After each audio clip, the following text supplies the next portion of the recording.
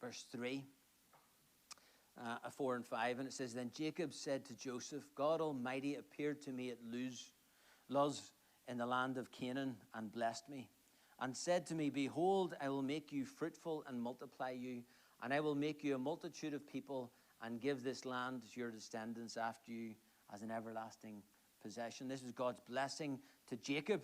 And then Jacob goes on in here in verse 5, and he says, Now your two sons, Ephraim and Manasseh, who were born to you in the land of Egypt before I came to you in Egypt, are mine.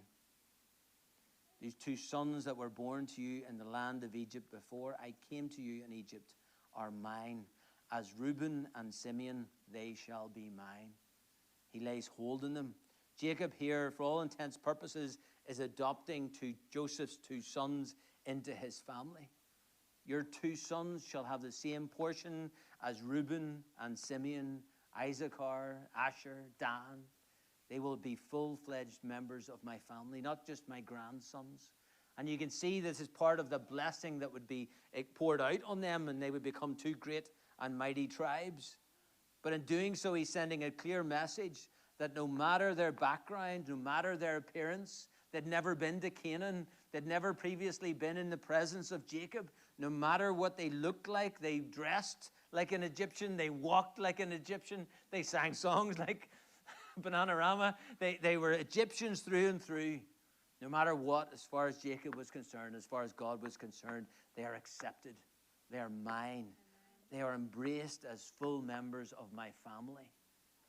That's a wonderful news. Absolutely fabulous. You know, you can imagine them. I'm imagining all this, the trappings, the clothes, the beads, the eye makeup. I'm imagining him, and he's going like, you know what? They're still mine. They're still members of my family. I embrace them. What a message of inclusion. And here, in this one action, what happens is, in this one action, effectively what he's doing, he's doubling the number of children that Rachel has. Because Joseph is Rachel's son. Benjamin is Rachel's son, who's around at this time. Now Ephraim and Manasseh, who are Joseph's sons, will be credited to her. So she's now been blessed. She's now been added to also. God is gracious. He's abounding in goodness and grace. He's abounding in mercy. And here we see God's hand at work in their lives.